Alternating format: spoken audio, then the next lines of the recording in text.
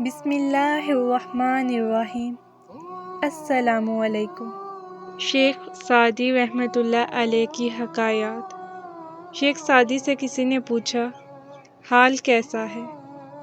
جواب دیا، اللہ کی نعمتیں کھا کھا کر دان ٹوٹ گئے ہیں، مگر زبان اس کی ناشکری سے باز نہیں آتی۔ توکل سیکھنا ہے تو پرندوں سے سیکھو کہ وہ جب شام کو گڑ جاتے ہیں تو ان کی چونچ میں کل کے لیے کوئی دانہ نہیں ہوتا۔ رزق کی کمی اور زیادتی دونوں ہی برائی کی طرف لے جاتی ہیں۔ زندگی کی درازی کا راز صبر میں پوشیدہ ہے۔ اگر تم چاہتے ہو کہ تمہارا نام باقی رہے تو اولاد کو اچھے اخلاق سکھاؤ۔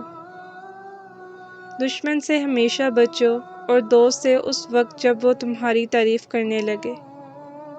کسی کو اتنا پیار دو کہ کوئی گنجائش نہ چھوڑو، اگر وہ پھر بھی تمہارا نہ بن سکے اسے چھوڑ دو، کیونکہ وہ محبت کا طلبگار ہی نہیں بلکہ وہ ضرورت کا پجاری ہے۔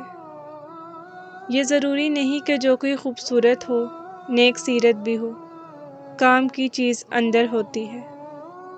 اس سے تو خاموشی بہتر ہے کہ کسی کو دل کی بات کہہ کر پھر اس سے کہا جائے کہ کسی سے نہ کہنا۔